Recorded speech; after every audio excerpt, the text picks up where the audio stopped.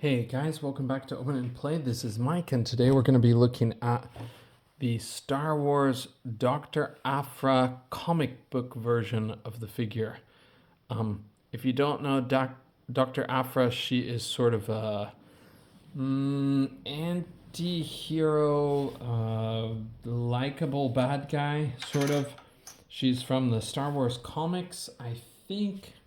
Actually, I don't know if those are from Marvel or a different company, but it's probably post 2000s comic series of Star Wars. But I already have this figure actually, which is kind of strange, but I actually bought it for the head sculpt.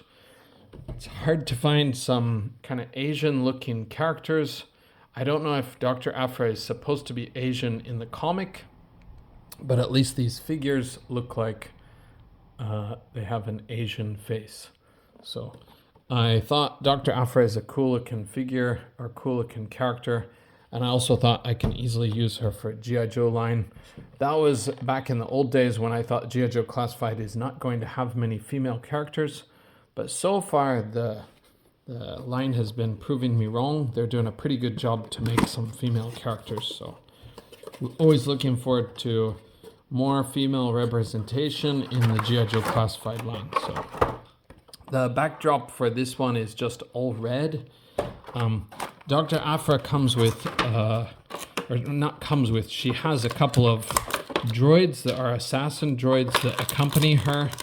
And she comes across Darth Vader, and she sort of ends up working for Darth Vader at some point. But I don't know the story in too much detail, but I do know that she has a couple of droids that are assassin droids that are kind of all black and a little bit spooky looking. So, okay. This figure, like a lot of the Star Wars Black series, feels really cheap, straight out of the package. I wish that it weren't that way, but I just have to feel that way. It feels like the figure is sort of, it's got gummy joints that don't want to move properly, and some parts are really stiff and some parts are too soft. So it's really kind of like a mismatched conglomeration of stuff. One good thing is she does have, sorry, it's not focusing. She does have holes in the bottom of her feet, so you can put her onto a stand, I think. Yeah, she'll fit on the stand, so she'll be able to stand up that way. And since she doesn't have pins, she does have pins. The camera came into focus and it's like, pins. Never mind, guys. Yeah, these Star Wars figures, the Black Series, they just have to spend more money on what they're doing. They're making Star Wars things, and I know Star Wars is not popular anymore, but they have a loyal fan base who they will always be able to depend on for some sales, but they got to do better by their fan base, I think. This is really outdated. Sorry, it keeps shifting the thing. It's really outdated technology to have this kind of situation for modern figures in the Star Wars line. But let's look at Dr. Aphra's accessories. She has this little helmet with the goggles on top, which I think is kind of cool. It'll just slip right on her, so she looks like that. And she also comes with, imagine that, a Han Solo / Dash Rendar pistol.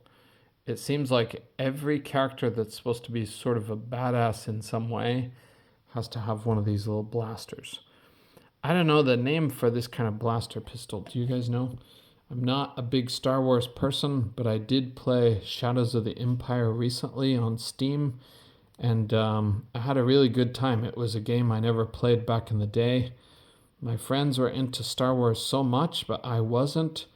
But I did appreciate some of the ideas with like the bounty hunters and stuff that was going on during the 90s Star Wars era. But I didn't really have a computer that could play that kind of game. We were more of a Wing Commander family. So, but anyways, if you can say family, my parents didn't play it, obviously. But anyways, there she is all duded up with her accessories. And we're going to take those off and check out her posability. So there's another version of this figure. It's very similar, but instead of this like light vest, she has like a bigger overcoat that's brown. Her inside costume is red. I'm struggling with her pants. I can't remember. I'm not positive, but basically the same inside, just the jacket outside and the sleeves out here are different. So, but anyways, Dr. Aphra has a head that's on, it's on a ball and hinge, so she can look down. I'm sorry, guys, it's just changing the focus over and over and over. Okay, she can look down that far. She can look up barely at all. I want to make it improved, but it's still barely at all. Side to side is nothing, side to side is okay, but attitude is nothing, sorry. Her arms will go all the way around. They are either on a really flimsy joint or there's some kind of free floating thing inside, but it feels like it's just a really flimsy joint. That's what I was talking about when I said these just feel so cheap.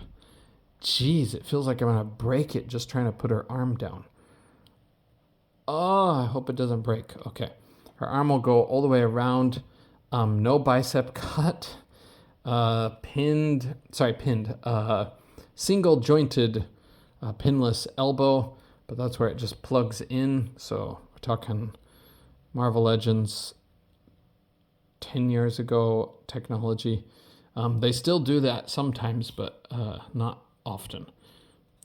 God, this arm feels like it's gonna rip off. I'm not joking. It really feels so loose inside here that it feels like it might rip off.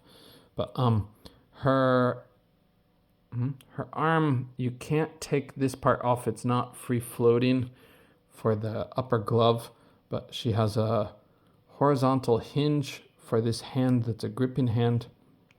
I don't think the Star Wars hands are meant to come out, so I'm not going to try to pop that off. The other hand has no, it doesn't have a vertical. It has a horizontal hinge too. Okay, her diaphragm joint, there it is. Her diaphragm joint allows her to go side to side in a pretty good way. Her midsection looks a little bit long when you do that, but it's not really. It's just kind of an optical illusion. Okay, and she can bend forward that far, back a heck of a lot, forward a heck of a lot. So obviously I did bend her legs a bit when I did that. So her legs will go back really far. That's crazy. Forward a long ways. There's no waist cut because you just want to use the diaphragm joint for that. But yeah, she can kick up high. She's got thigh cut. She's got double jointed pinned knees. Excuse my mistake earlier. Okay.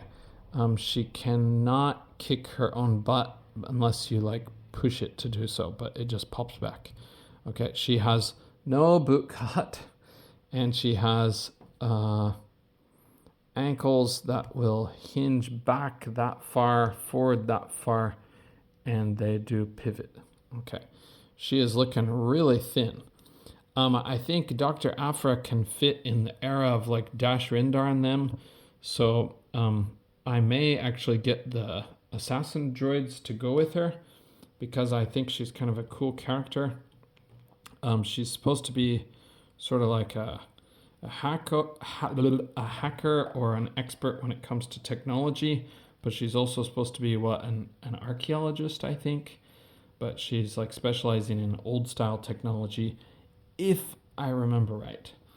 You know what? We can just check this out real quick because this is a pretty fast review. On a mission gone wrong, Dr. Aphra finds herself at the hands of the formidable Sith Lord Darth Vader. A rare survivor of such meetings, Aphra is recruited by Vader for her skills in reprogramming droids and her apparent lack of remorse for breaking the law to get what she wants. Okay. Apparently she's 87. I don't know if that's right or what that is. Anyways, okay. I think I already measured her, right? I think I measured her from the start. But I'm going to stand her up with her helmet on and see what she measures as. She won't stand on her own, so I have to do this. With the helmet on, she is standing to 5 3/4 of an inch, but just a little bit over, between 5 3/4 and 5 7/8. So, okay. All right. Thank you guys for joining me on this review of Dr. Aphra, comic book version, and hope to see you in the next video. F ice and F any Snazzies wherever you live. Okay. Bye for now, guys.